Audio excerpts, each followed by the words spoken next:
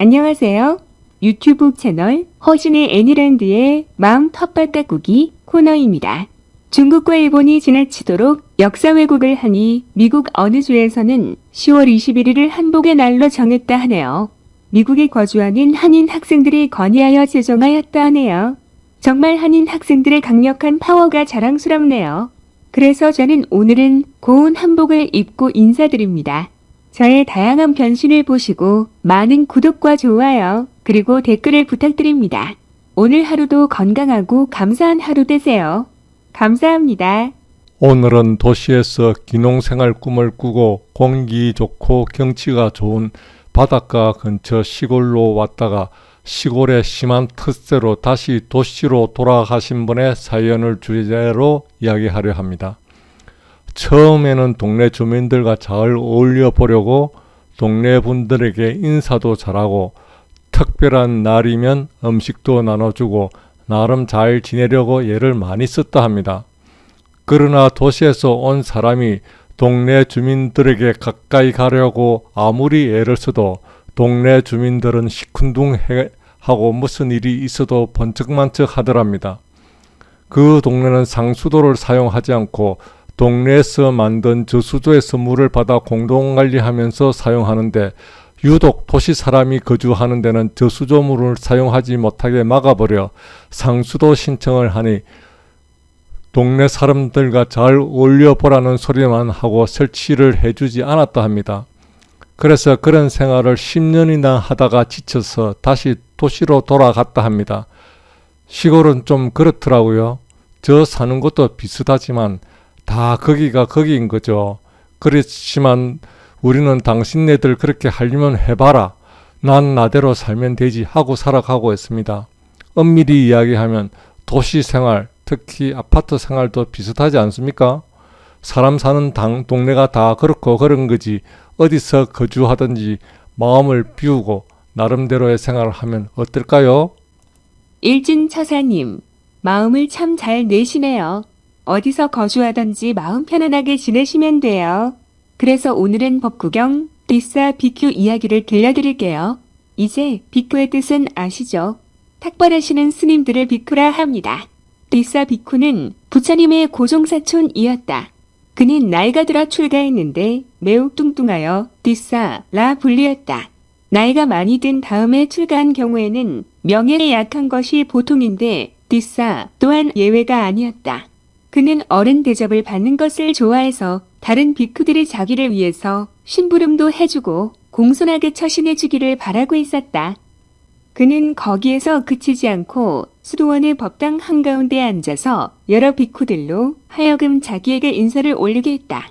어느 날 비쿠들이 멀리서 부처님을 뵈려고 왔다가 법당에 당당하게 앉아있는 띠싸 비쿠를 보았다. 그 비쿠들은 그의 당당한 태도를 보고 부처님의 위대한 제자 가운데 한 분일 거라고 생각하며 공손히 인사를 올렸다. 그리고는 그의 다리를 주물러 드리겠노라고 제의하자 띠싸는 당연하다는 듯이 이를 받아들였다. 그런데 그 중에 한 비쿠가 넌지시 물었다. 태라께서는 왓사를 몇 해나 보내셨습니까? 띠싸 비쿠가 대답했다. 나는 나이가 많아서 출가했기 때문에 아직 우기한 거를 보낸 적이 없소.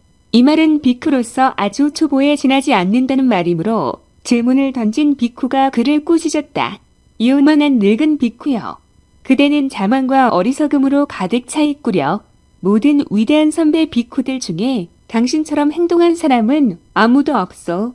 당신은 우리들이 봉사하겠다고 했을 때 침묵으로서 응낙했고 그러고도 양심의 가책을 받지 않았어. 아마 당신은 그것이 당연한 것이라고 생각하고 있었겠지. 그렇지만 당신은 수양이 높은 위대한 비쿠들의 종이 될 자격도 없어. 치명적인 모욕을 당한 띠싸는 분노를 참고 되물었다. 당신들은 누구를 뵙기 위해 여기에 오셨소? 우리는 부처님을 뵙기 위해 여기에 왔소이다.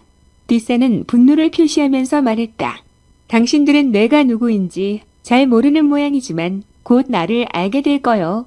출가한 횟수에 따라서 존경을 받는 이 계급 제도는 마땅히 없어져야만 하오. 나는 이 계급 제도를 타파하겠소. 이렇게 말하고 나서 그는 부처님께 이 일을 하소연하려고 그곳을 떠나갔다. 그것을 본 비쿠들은 아무래도 마음이 놓이지 않아서 띠싸 뒤를 따라갔다. 그리하여 띠싸와 비쿠들은 함께 부처님께 예를 올렸고 나란히 빈자리에 앉게 되었다. 부처님께서 띠싸에게 왜 그렇게 우울한가를 물었다. 부처님이시여, 저 비쿠들이 저에게 심한 욕설을 퍼부었습니다. 띠싸여, 그렇다면 묻겠다. 그때 너는 어디에 왔었느냐? 그때 저는 법당 한가운데 앉아 있었습니다. 그러면 너는 저 테러들이 법당 안으로 들어오는 것을 보았겠구나. 예, 보았습니다. 그때 너는 어떻게 저들을 맞았느냐? 일어나서 저들에게 반갑게 인사를 먼저 건넸느냐? 그렇게 하지 않았습니다. 그러면 세면 도구를 챙겨주었느냐? 그렇게 하지 않았습니다. 그러면 그들에게 음료수를 가져다 주었느냐? 그렇게 하지 않았습니다. 그러면 그들에게 앉을 자리를 마련해주고 다리를 주물러 주었느냐? 부처님이시여, 저는 그렇게 하지 않았습니다. 그러자 부처님께서는 띠싸를 꾸짖으셨다. 띠싸여, 너는 저 테러들에게 이 같은 봉사를 했어야 마땅하느니라. 이 같은 봉사를 하지 않으면서 법당 한가운데 앉아있는 것은 옳지 않으니라. 띠싸여, 꾸짖음을 받을 사람은 바로 너 자신이니라. 이제 여기 함께 온 비쿠들에게 내 행동에 대해 용서를 빌도록 해라. 그러나 띠싸는 승복하지 않고 말했다. 그렇지만 부처님, 저들은 나에게 욕설을 하였습니다. 저는 그들에게 용서를 구할 생각은 없습니다.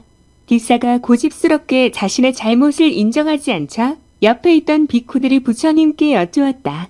부처님이시여, 이 비쿠는 억지가 매우 심합니다. 부처님은 말씀하셨다. 비쿠들이여, 띠싸 비쿠의 이런 행동은 비단 이번이 처음은 아니니라. 그는 과거 전생에도 수없이 이 같은 행동을 했었느니라. 그렇지만 비쿠들이여, 이런 띠싸 비쿠에 대해서 조금이라도 언짢거나 원망하는 마음을 지녀서는 안 되느니라. 오히려 애정을 가지고 그를 정성스럽게 보살펴주며 용서해 주어야 하느니라. 왜냐하면 그럴 때만이 원망하는 마음은 그치는 법이기 때문이니라. 이렇게 말씀하시고 계속 두 편애를 푸시었다. 그는 나를 유혹했고 나를 때렸다. 그는 나를 굴복시켰고 내 것을 빼앗았다고 하여 증오를 품고 있으면 증오는 없어지지 않는다. 그는 나를 유혹했고 나를 때렸다.